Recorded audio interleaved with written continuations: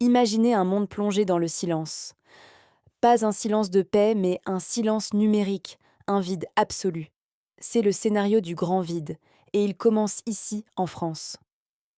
Pour comprendre pourquoi le monde s'arrête quand la France s'éteint, il faut voir Internet non pas comme un nuage, mais comme un système circulatoire. Et la France, ce n'est pas juste un utilisateur, c'est l'artère aorte de l'Europe et de la Méditerranée. Avec ses côtes stratégiques, elle est le point d'atterrissage des câbles transatlantiques en Bretagne et des câbles intercontinentaux à Marseille. Si ces liens vitaux qui connectent les États-Unis à nos côtes sont sectionnés, ce n'est pas seulement la France qu'on isole. On détruit le pont principal entre l'Amérique, l'Europe centrale et l'Afrique.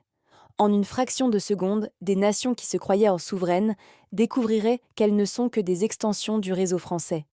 Le premier domino à tomber serait les pays sans accès à la mer. La Suisse, le Luxembourg, l'Autriche, des géants économiques mais des nains en matière de câbles. Prenez la Suisse. Ses banques et ses centres de données sont reliés au monde par des fibres optiques qui traversent la France. Si cette route a se couper, la Suisse se retrouve dans une impasse. Bien sûr, elle pourrait tenter de dévier son trafic par l'Allemagne ou l'Italie, mais ces réseaux seraient déjà saturés par le chaos mondial.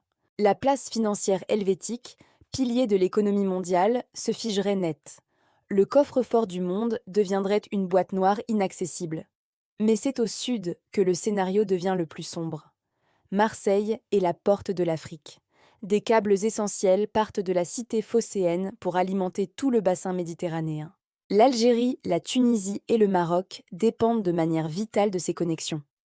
Si Marseille est déconnectée, le Maghreb est amputé. La quasi-totalité de son trafic vers l'Europe et l'Amérique passe par les stations françaises. En quelques minutes, les administrations à Alger, les entreprises à Tunis, les banques à Casablanca se retrouveraient isolées. Pour ces pays, ce ne serait pas une simple panne, mais un arrêt cardiaque économique et social immédiat. Le grand vide descendrait ensuite le long des côtes africaines. De la Bretagne partent des câbles qui desservent le Sénégal, la Côte d'Ivoire et bien plus au sud. Si la source bretonne se tarit, le débit restant ne suffirait même pas à envoyer un simple email. Des économies émergentes, basées sur le numérique et le paiement mobile, s'effondreraient. Quant aux micro-États comme Monaco et Andorre, leur infrastructure est une extension directe de la nôtre. En une seconde, ils deviendraient des déserts numériques. Ce que ce scénario nous révèle, c'est que l'indépendance numérique est une illusion. Nous sommes tous passagers du même navire de verre et de lumière. Si la France est frappée au cœur, c'est tout un cortège de nations qui sombre dans le silence.